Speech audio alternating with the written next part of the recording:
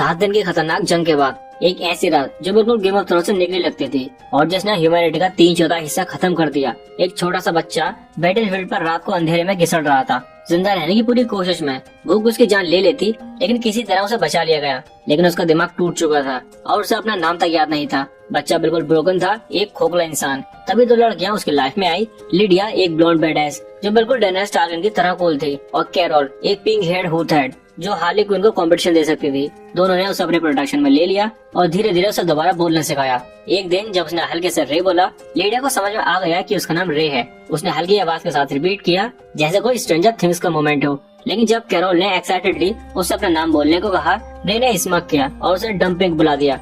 Lydia हंस के पागल हो गई। छोटे बच्चे को पता था कैसे हैंडल करना है इस वॉकिंग केओस को, और तब पहली बार रे मुस्कुराया, एक असली जेन्युइन स्माइल। फिर भी लिडिया को पता था कि उनकी फ्लेटिंग पीस एक मजाक से ज्यादा कुछ नहीं है। जनरल्स वो हार्टलेस कुत्ते जो ब्रेकिंग बैड के गूस फ्रेंच को भी सेंट बनाते हैं, कभी एक छोटे बच्चे को सोल्जर्स के बीच में रहने की परमिशन नहीं देते। जब कैरोल को ये बात पता चली तब वो full on Cartesian drama mode में चली गई। चित्ते हुए बोली कि वो रे को फीड कराएगी, उसे वॉक पे ले जाएगी और बेसिकली उसकी पर्सनल बेबी सेटिंग करेगी। लेकिन जब सबने लिडिया की तरफ देखा उसका ओपिनियन के लिए, तो वो एकदम चुप रही। उसकी आई से स्टेयर सब कुछ बता रही थी। उसे पता था कि उनका साथ जल्दी खत्म होने वाला था। तभी रे, ये ब्रोकन वार्टोन बच्चा, उन दोनों को ऐसा देखता है जैसे वो अमेरिकन आइडल के स्टेज पर खड़ा हो और उससे उसका फ्यूचर चूज करने को कहा जा रहा हो। क्या करेगा वो? उसका जवाब सब कुछ बदलने वाला था। उसने रे को आसपास मंडराते हुए देखा जैसे कोई ग्रे एंटोनी मैंडोन के बीच एक कंफ्यूज बच्चा फंस गया हो। लिडिया उसकी तरफ मुड़ी, उसके बाद टेंशन को एक ब्लेड की तरह चीरते हुए बोली, अपना फ्यूचर खुद डिसाइड करो। Damn it! उसकी पियर्सिंग गेज रे पर टिकी हुई थी।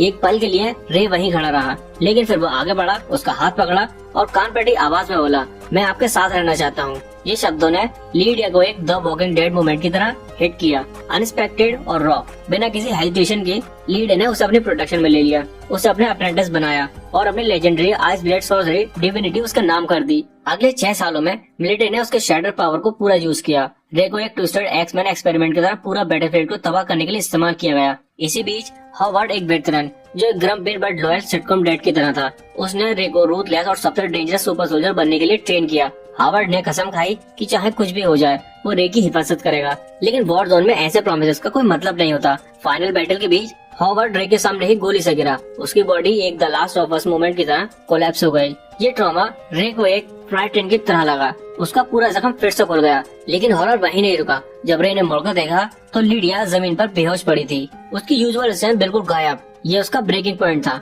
उसके डोरमेट आइस पावर एक बिल्डिंग फ्लैश के साथ फट पड़े और फॉरबिडन ओवरहेड स्पेल एक्टिवेट हो गया। पूरा बैटलफील्ड को एक कोलोसल आइस डोम के अंदर छुप गया जो सब कुछ फ्रीज करता गया, जैसे एक अनहिंज एवेंजर्स एंड गेम का फाइनल चल रहा हो। लिडिया सिर्फ पैरालाइज थी, वो मरी नहीं, लेकिन रे का दिल पूरी तरीके से टूट चुका था। उस रात वो हॉवर्ड की ग्रेव के सामने कोल्ड मूनलाइट के नीचे घुटनों पर बैठा और एक गेम ऑफ थ्रोन्स वर्दी वॉइस में कसम खाई, जब तक वो जिंदा रहेगा उस मैन को कभी नहीं भूलेगा जिसने उसे पर्पस दिया था। एक डिकेड बाद उसका नाम एक लेजेंड बन गया, दुश्मनों के लिए एक वॉकिंग नाइटमेयर, लेकिन जो उसे जानते थे उनके लिए वो आइस और ब्लड से फुल लॉयल्टी का सिंबल था। अपने पहले दिन आर्नोल्ड अकेडमी में रे ने एक यूजर्स लड़की को बचाया जो मैसिव करण अर्जुन के साथ गिर रही थी। सॉरी, ये मेरा पहला दिन है, उसने ऑकवर्डली बोला और आगे बढ़ने की कोशिश की। लेकिन जब उस लड़के को समझ आया कि वो ऑर्डिनरी ट्रांसफर स्टूडेंट है, उसने कुछ और डिस्गस्ट के मिक्स में स्क्रीम की और ऐसे फेंट हो गई जैसे उसने कोई प्लेग विक्टिम को छू लिया हो। सिचुएशन और बिगड़ गई जब एक बंदा जो ब्रेकिंग बैड के एक स्ट्रेस हाउस जंकी की तरह लग रहा था रे पे गुस्सा करते हुए पंच मारने आया, बस इसीलिए कि वो ऑर्डिनरी था। रे अभी रिटेलिएट करने वाला ही था कि तभी एक शार्प आवाज गूंजी, स्टॉप। ये आवाज थी एमिलिया रोज की, जो टॉप नोबल फैमिलीज में से एक की बेटी थी। उसने अपने ग्रेड से ही उन बंदों को चुप करा दिया और फिर रे की तरफ मुड़कर बोली, कांग्रेचुलेशंस, तुम पहले ऑर्डिनरी हो जो इस एकेडमी में आए हो, मैं तुम्हें प्रोटेक्ट करूंगी। उसके वर्ड स्वीट लग रहे थे, लेकिन रे को नोबल्स के चैरिटी पर भरोसा करना आता था। क्लास में एल अपने जंग के वाइब्स के साथ कॉन्स्टेंटली रे को ग्लेयर कर रहा था, यानी कि घूर रहा था, बस इसलिए कि वो ऑर्डिनरी उनके बीच था। लेकिन रे का ध्यान अलग ही जगह पर था। उसके दिमाग में वॉर के फ्लैशबैक घूम रहे थे। ये ज्यादा देर तक नहीं चला क्योंकि मिस ग्रे ने एक चौक का टुकड़ा उसके फेस पर फेंका जैसे वो कोई चीप मैजिक बॉम्ब हो। पे अटेंशन, वो चिल्लाई। मिस ग्रे ने सॉर्सर हायरार्की एक्सप्लेन करना शुरू किया। 5 क्लासेस, 7 ग्रेड सॉर्सर और सबसे ऊपर आइस ब्लेड सॉर्सरर। ये लेजेंडरी फिगर वो था जो पूरे ईस्टर्न कॉन्टिनेंट वाइप करने के बाद वैनिश हो गया। रे चुप रहा, लेकिन अंदर से उस नाम का जिक्र उसके अंदर वो पेनफुल मेमोरीज लाता जा रहा था जिसमें वो अभी तक उलझना नहीं चाहता था। जब मिस ग्रे अपना लेक्चर कंटिन्यू कर रही थी, एल फिर से अपने गुस्सा निकाल रहा था। हल्की आवाज में बोला, ये डिस्गस्टिंग ऑर्डिनरी यहाँ पर क्या कर रहा है। उसका गुस्सा इस बात पर था कि वो रे जैसे इंसान का सपना भी कैसा हो सकता है ग्रैंड सॉर्सरर बनने का। बाकी क्लास भी उसके साथ देने लगी। उसके जजमेंटल स्टेयर्स एकदम क्लियर थे, लेकिन मिस ग्रे इसको टॉलरेट करने के मूड में बिल्कुल नहीं थी। उसने डेस्क पर जोर से हाथ मारा और चिल्लाई, जो एंट्रेंस एग्जाम पास करेगा सिर्फ वो यहाँ अलाउड होगा, चाहे वो नोबल हो या नहीं। उसके वर्ड्स ने पूरा रूम साइलेंट कर दिया, लेकिन एल का डिसडेन अभी तक खत्म नहीं हुआ था। अपने फर्स्ट एक्सरसाइज के लिए मिस ग्रे ने मैटर के 4 कैटेगरीज एक्सप्लेन किए और दिखाया कि मैजिक कैसे काम करता है। एक वेव के साथ उसने क्रेटर रोज का बुटीक बनाया जो क्लास को स्टंट कर गया। यही है मैजिक के फंडामेंटल्स, उसने कहा। फिर एकदम आसानी से उसने इरेज कर दिया। जब एक स्टूडेंट ने पूछा कि क्या ये एंटी मटेरियल कोड था कि ऐसा मैजिक इम्पॉसिबल है, दुनिया में अब कोई भी उसे बिल्ड नहीं कर सकता। फिर उसने क्लास को प्रैक्टिस करने को कहा। टास्क था क्रिस्टल रोज समन करना।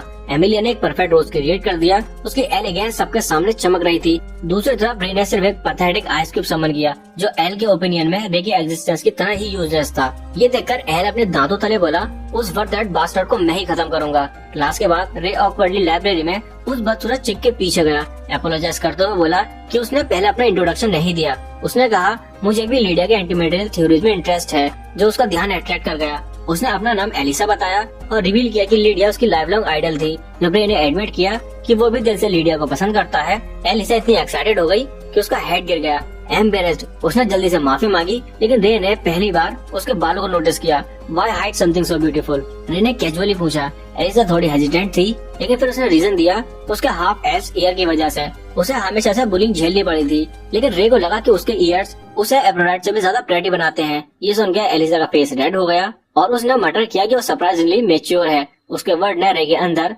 एक कॉर्ड स्ट्राइक किया, याद दिलाते हुए कि हॉवर्ड ने एक बार उसे यही बात कही थी। उस शाम जब रे अपने डॉर्म वापस गया तो उसका रूममेट उसका वेट कर रहा था, एक एनर्जेटिक लड़का जिसने अपने आप को एबी आर्मस्ट्रांग के नाम से इंट्रोड्यूस कराया। मैं दूसरे नोबल मॉर्नर की तरह नहीं हूँ, एबी ने कॉन्फिडेंटली डिक्लेयर किया। मैं सिर्फ एक चीज में बिलीव करता हूँ, इंट्रीग। रे ने उसके साथ हाथ शेक किया और उनके हैंडशेक शेयर फोर्स ने दोनों को ये रियलाइज करवा दिया कि वो एक ही टाइप के इंसान है। एक शब्द बोले बिना दोनों ने अपनी शर्ट उतार दी। अपने गीगा जेट फिजिक्स को प्राउडली रिवील करते हुए, इडियट्स की तरह ग्रिम करते हुए उन्होंने अपना नया बॉन्ड डिक्लेयर किया, मसल ब्रोज। ये एक अनएक्सपेक्टेड फ्रेंडशिप की शुरुआत थी। अगली सुबह रे अपने 30 माइल रन के बीच में था जब उसकी स्पीड की विंड ने एक लड़की के स्कर्ट को ऑलमोस्ट उड़ा दिया। ये रियलाइज करते हुए वो वापस आया और माफी मांगी, ये बोलते हुए कि उसे और तेज दौड़ना चाहिए था। लड़की जो उसकी स्पीड और पोलाइटनेस से सरप्राइज थी, उसने अपना नाम रेबिका ब्रैडली बताया। वो जेन्युइनली इम्प्रेस लगी, उसका स्टेमिना अर्ली मॉर्निंग के लिए इनक्रेडिबल बोलते हुए। बाद में स्कूल जाते वक्त एबी ने कैजुअली मेंशन किया कि Rebecca second highest royal families की बेटी है, उसके और एमिलिया के आसपास संभल कर रहना। उसने वार्न किया। प्रिंसिपल से मिलने के रास्ते में रे एक और लड़की से टकराया। ये वाली एकदम फ्लैट थी, बिल्कुल सरबोर्ड की तरह। रे अपने आप को रोक नहीं पाया और मर्डर किया। अच्छा हुआ टकराने के लिए कोई क्वेश्चन नहीं था। लड़की के रिएक्ट करने से पहले उसने जल्दी से ऐड किया, it is a pleasure to meet such a charming picked lady, और मोमेंट को टर्न कर दिया। लड़की का फेस ब्राइटन हो गया और उसने अपना नाम क्लैरिस क्लीवलैंड बताया। रे अपनी स्मूथ टॉकिंग स्किल का यूज करते हुए बोला, dad must be a beautiful family name, despite the fact कि उसे आइडिया भी नहीं था कि फैमिली कौन थी। क्लैरिस कॉम्प्लीमेंट सुनकर थ्रिल्ड हो गई और एज्यूम कर लिया कि वो क्लोज फ्रेंड बनेंगे। लेकिन फिर अचानक से उसे याद आया कि उसे कहीं और जाना है। वो एकदम से भाग गई और रे बस मुस्कुरा रहा था, सोचते हुए कि उसका दिन इतना भद्दा कैसे हो गया। प्रिंसिपल ऑफिस में रे ने डीपली बाव किया एबी के सामने, जो पहले उसकी कॉर्नल थी और अब एकेडमी ओवरसीज कर रही थी। एबी मुस्कुराई, उसकी आवाज प्यारी हो गई और उसने वो टाइम याद किया जब वो दोनों वॉर में थे। आई होप तुम यहाँ नॉर्मल लाइफ एंजॉय कर सको, उसने कहा। लेकिन उसकी आंख में उन दोनों के शेयर्ड मेमोरीज का वेट दिख रहा था। स्कूल के एंड तक रे का मैच एल के साथ सेट हो गया। जैसे ही मैच शुरू हुआ, रे ने एफर्डाइव प्रिसीजन के साथ एल की शॉट को पैरी किया, उसे ग्राउंड में धकेल दिया और मैच को इंस्टेंट खत्म कर दिया। लेकिन एल अपने डिफीट एडमिट करने के लिए राजी नहीं था। वो फिर से रे पर चार्ज कर गया। इस बार रे ने सर्जिकल एक्यूरेसी के साथ स्ट्राइक किया, वुडन ब्लेड को डिस्ट्रॉय करते हुए एल को ग्राउंड पर गिरा दिया। साइड लाइन से देख रही एबी मुस्कुराई, खुश थी कि आइस ब्लेड सॉर्सर को फाइनली एक नॉर्मल स्टूडेंट का लाइफ एक्सपीरियंस मिल रहा था। उस रात रे और एबी अपने ब्रो मोमेंट का मैक्सिमम एंजॉय कर रहे थे, प्रोटीन शेक को एकदम चैंपियन की तरह डीप थ्रोट करते हुए। गप्स के बीच रे कैजुअली बोला कि उसका प्लान है 2 अलग अलग क्लब्स में ज्वाइन करने का। एबी हंसी मारते हुए बोला कि आइडिया इम्पॉसिबल है, लेकिन रे ने स्मग के साथ बोला कि उसके पास एक सीक्रेट प्लान है। सीन शिफ्ट होती है आयरन डंजन में, जहाँ मैच से वो इंटिमिडेटिंग लोगों का एक ग्रुप रे का इंतजार कर रहा था। जब एबी और बाकी मेंबर्स सिक्योरिटी के साथ देख रहे थे, क्लब लीडर ने डिमांड किया कि रे बताए कि वो एनवायरमेंटल रिसर्च क्लब ज्वाइन करने के लायक है। पहले तो वो ग्रुप सोच रहा था कि रे उनके एक्सपेक्टेशन के हिसाब से ज्यादा पतला लगता है और उसमें बल की कमी है, लेकिन जब लीडर जोर से चिल्लाया शर्ट उतार, रे ने बिना किसी हिचकिचाहट के साथ अपनी शर्ट उतार दी और अपनी बॉडी रिवील करी। जैसे ही उसने अपना ट्रू बल्क दिखाया, एक बंदा वाइड आइड बोल पड़ा, उसके ऐप इतने बड़े हैं, लगता है उसे प्रॉपर्टी टैक्स देना पड़ता होगा। रे ने कैजुअली स्मैक करते बोला कि उसने बैकवर्ड में ट्रेन किया है और अपना गोल्ड हंटर लाइसेंस दिखाया, जो प्रूव करता है कि वो दुनिया के स्ट्रॉन्गेस्ट और मोस्ट पावरफुल बल्कर में से एक है।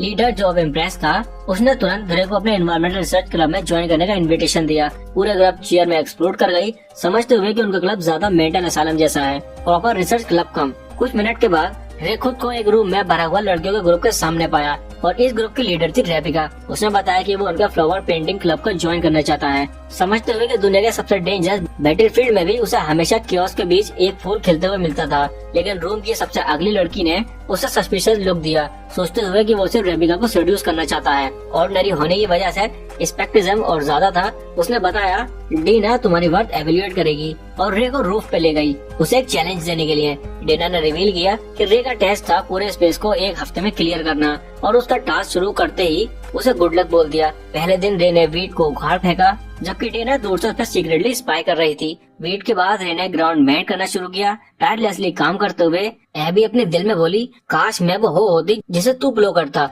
और एलिसा बोली काश तू अपना सीट मेरी फर्टाइल सोन में प्लान करता। तीसरे दिन तक रे ने कैनाल्स में सीमेंट डालकर अलग अलग टाइप के फ्लावर के वॉल्स खड़े कर दिए। उसकी हार्ड वर्क फाइनली रिजल्ट दिखाने लगी थी। तब रेबिका एक स्ट्रॉबेरी क्रीम पाई लेकर आ गई, बताते हुए कि उसने स्कूल के साथ नेगोशिएट किया है क्योंकि वो स्टूडेंट काउंसिल प्रेसिडेंट थी। रे को लगा कि वो ट्रूली अमेजिंग थी, लेकिन रेबिका उसके मैसेज आर्म को देखते हुए रह गई। जब उसने पूछा कि वो उन्हें टच कर सकती है, रे ने अलाउ किया और रेबिका उन्हें टच करते हुए पाँव में थी। ये सबसे बड़ा और हार्डेस्ट मेन पार्ट है जो मैंने कभी पकड़ा है, उसने कहा। रे कैजुअली बोला कि उसने बैकवर्ड में ट्रेन किया था। चौथे दिन तक गार्डन कंप्लीट हो चुका था और डेना ने रिलक्टेंटली सही एडमिट किया कि रे ने टेस्ट पास कर लिया है। रेबिका ने ऑफिशियली उसका वेलकम किया।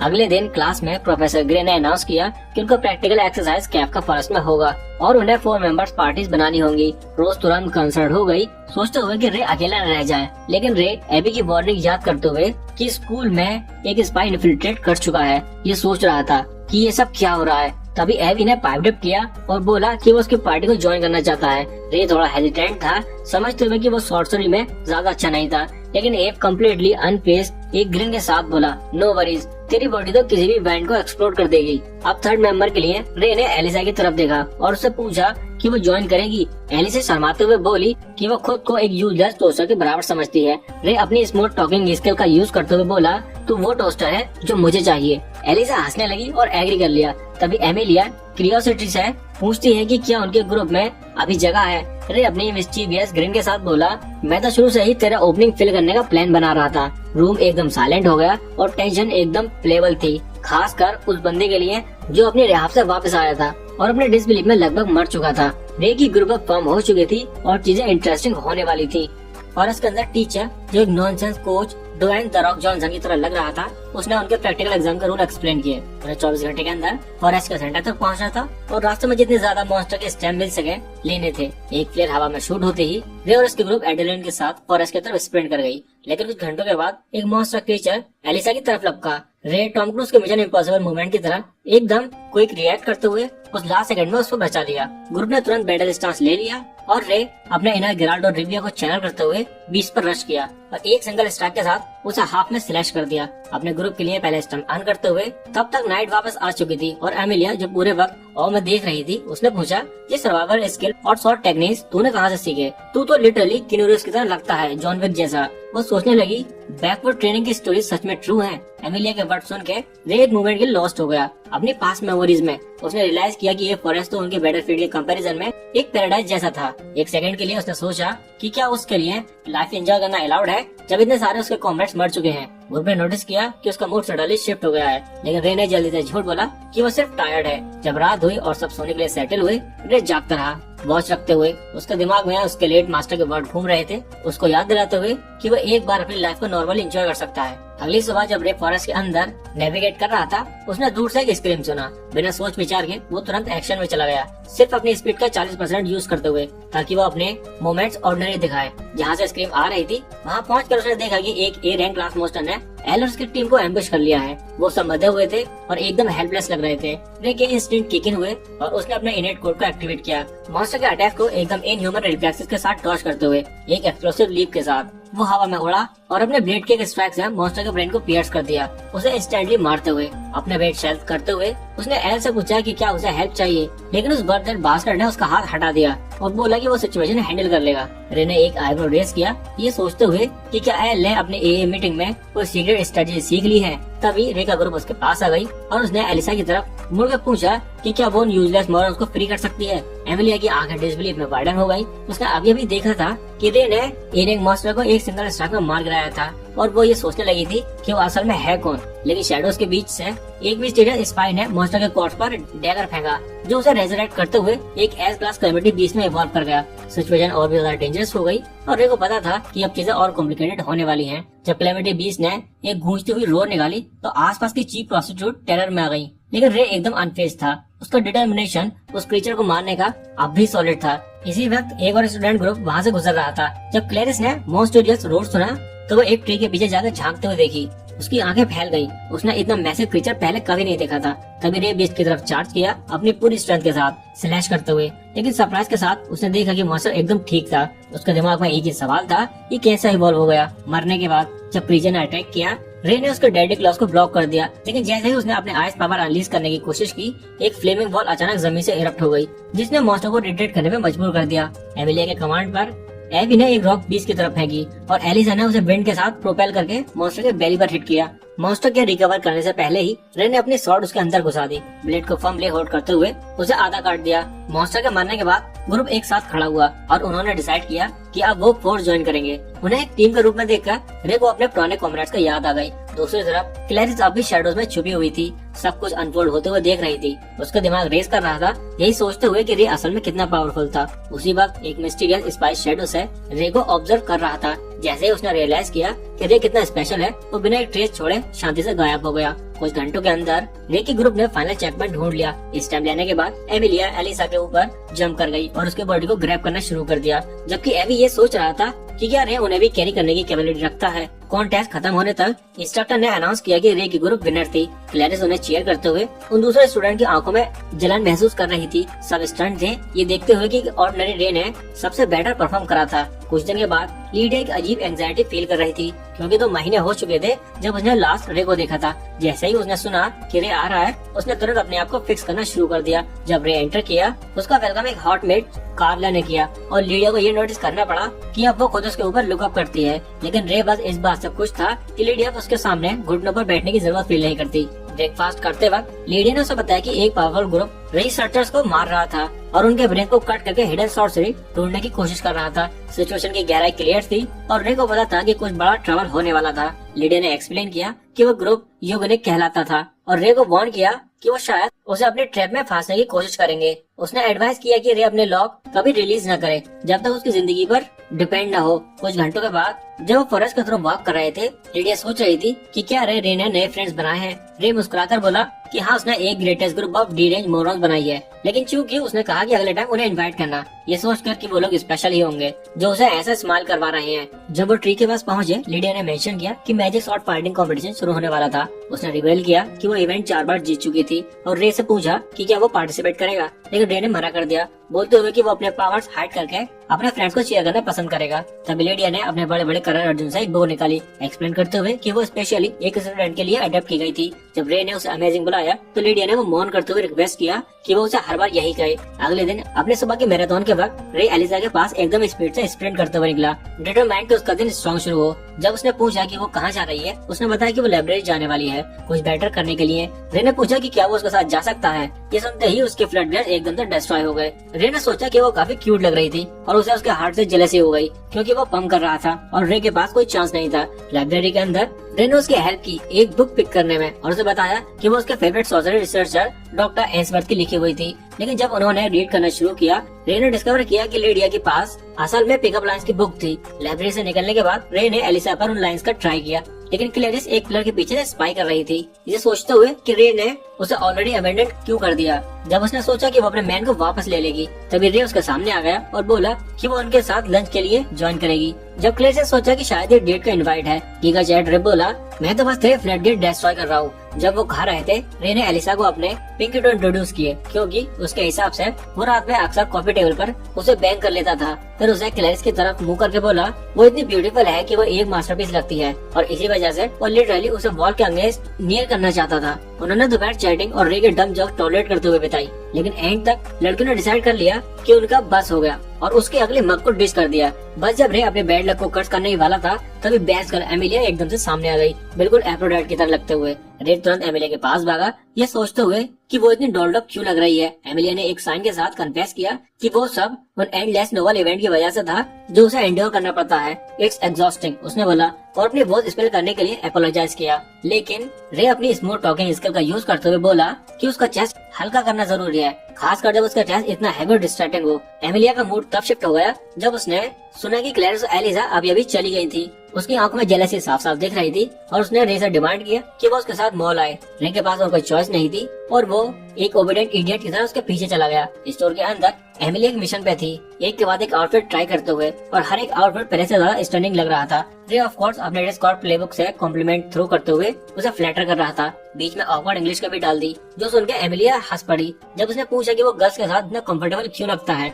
रे ने कैजुअली श्रग करते हुए बोला कि वो हमेशा से लड़कियों के आसपास बड़ा हुआ है, तो कभी उसे ज्यादा सोचना नहीं पड़ा। ये सुनकर एमिलिया फ्लस्टर हो गई। उसका दिमाग ये सोचते हुए घूम रहा था कि उसके आर्म इतनी वार्म क्यों लगते हैं, क्या वो उसे अपना सीक्रेट कभी ट्रस्ट करके शेयर कर सकता है। दूसरी तरफ फॉरेस्ट के अंदर L full on super brain energy को चैलेंज कर रहा था, ट्रीज को आग लगाते हुए और एक लूनेटिक की तरह चिल्लाते हुए कि वो रे के अगली फेस को ग्रेनेड से उड़ा देगा। ये पूरा सीन एक बैड सोप ओपरा की तरह लग रहा था, बस एक्स्ट्रा फायर के साथ। अगले दिन रे जिम में अपने मसल स्ट्रेच कर रहा था, एक group beefed up body builder के साथ, शायद अपने आप को अगला ड्वेन जॉनसन इमेजिन करते हुए। सेशन के बाद वो गार्डन क्लब गया जहाँ डैना ने उसे स्पेयर की थी और मेंशन किया कि बाकी मेंबर्स ने छुट्टी ले ली थी और आज का चार्ट उसके हाथ में था। रूम में अकेला रे ने एक अजीब सी yes no no no no line अपने से मटर की, जैसे वो एक वन मैन कॉमेडी शो की लाइंस रिहर्स कर रहा हो। तभी उसकी नजर डैना पर पड़ी, जो वहाँ एक ग्रोन अप प्लॉट आर्मर वाली औरत के साथ खड़ी थी। सिचुएशन को संभालते हुए रे ऑकवर्डली पूछता है, तुम्हें बनीस पसंद है? लेकिन मोमेंट्स और ज्यादा वियर्ड हो गया। डैना ने एडमिट किया कि वो मेटाफोनल आर्मर सिर्फ अपनी वल्नरेबिलिटी छुपाने के लिए पहनती है। ब्लशिंग करते हुए उसने रे से रिक्वेस्ट की कि उसने जो कुछ भी देखा है उसे भूल जाए। रे एकदम कंफ्यूज हो गया, जो क्लियरली कियोस में थ्राइव करता है। जब रे रूफटॉप पर गया, रेबिका एक्साइटेडली उसे वो फ्लावर दिखाने लगी जो वो प्लांट करना चाहती थी। उसकी आंखें हर डिस्क्रिप्शन के साथ चमक रही थी। रे कुछ ऑफ फील करते हुए पूछता है कि क्या वो अपसेट है। रेबिका ने अपने हेड को शेक किया और एक बिटर स्वीट स्माइल के साथ एडमिट किया कि वो बस इस बात से रिलीफ थी कि अब उसके पास बात करने के लिए कोई है। बाकी क्लब मेंबर्स उसके साथ वक्त नहीं बिताते थे, सिर्फ इसीलिए क्योंकि वो 3 नोबल फैमिलीज में से एक की बेटी थी। ये एकदम आइसोलेटिंग फील होता था, जैसे वो एक पेडेस्टल पर स्टक हो जहाँ कोई क्लाइम नहीं करना चाहता। इसी वजह से वो खुश थी कि रे उसके साथ क्लब में था। वो पहला बंदा था जो उसे एक रियल पर्सन के साथ ट्रीट करता था। इसी बीच एल अपने फुल कॉन्स्पिरेसी मोड में ये सोच रहा था कि क्या थर्ड नोबल फैमिलीज का कोई स्टूडेंट आलवर्ड एकेडमी में है। रेबिका कैजुअली रिवील करती है कि एलिस हमेशा से सिर्फ डाइम एकेडमी अटेंड करते हैं और उनकी बेटी अभी मैजिक शेवलर कॉन्टेस्ट के लिए प्रिपेयर कर रही है। उसने ऑलमोस्ट कैजुअली ये भी ऐड किया कि ये लड़की एक ही है जो एमिलिया के इंसेन स्किल का मैच कर सकती है। अगले दिन एमिलिया एक डुअल में लॉक थी, एक चीफ एस्कॉर्ट के साथ, जो शॉट पकड़ना भी नहीं प्रॉपर्ली जानती थी। इंस्ट्रक्टर ने अनाउंस किया कि सिर्फ हर डुअल का विनर ही शॉट फाइटिंग कॉन्टेस्ट के लिए क्वालिफाई करेगा। और ये सुनते ही एमिलिया के अंदर की कॉम्पिटिटिव सोल और ज्यादा इग्नाइट हो गई। एक शिफ्ट स्ट्राइक के साथ उसने उस बेचारी लड़की की वुडन स्वॉर्ड हवा में उड़ा दी, एकदम एफर्टलेस विक्ट्री लेते हुए। लेकिन एंजॉय करने के बजाय एमिलिया ने अपना गेज रे की तरफ टर्न किया और उसे एक डुअल के लिए चैलेंज कर दिया। पूरा रूम एकदम साइलेंट हो गया और चैलेंज का वेट हवा में लटक रहा था। रे अपने क्रेडिट के लिए पीछे नहीं हटा, बल्कि कॉन्फिडेंट स्मग के साथ आगे बढ़ा। जैसे ही दोनों फेस ऑफ करने लगे, इंस्ट्रक्टर ने उसने मैच स्टार्ट किया और एक मोमेंट के लिए ऐसा लगा जैसा पूरा एकेडमी अपनी सांस को रोक कर देख रहा हो। एमिलिया अपने रिलेंटलेस स्पीड के साथ चार्ज की, उसकी ब्लेड एकदम लाइटनिंग की तरह फ्लैश कर रही थी। रे ने उसका अटैक पैरी तो कर लिए, लेकिन उसे जल्दी समझ में आ गया कि एमिलिया उससे ज्यादा फास्ट थी, बहुत ज्यादा। मजबूरन उसे लीप अवे करना पड़ा अपने आप को रिग्रुप करने के लिए। लेकिन तभी एमिलिया के शार्प वर्ड्स ने और टेंशन बढ़ा दी। यू आर मिस्टीरियस मैन, उसने टीज किया और वुड हैंडल करने में डैम गुड हो। उसका स्माइल वाइड हो गया और उसने ऐड किया, शायद मैं तुझे देखूं कैसे तू मुझे उस शॉट से स्लैप करता है। उसके टोन से फ्यूल एमिलिया ने फिर अटैक किया, अपने स्ट्रेंथ उसकी ब्लेड पर पूरी स्ट्रेंथ के साथ लैंड करते हुए।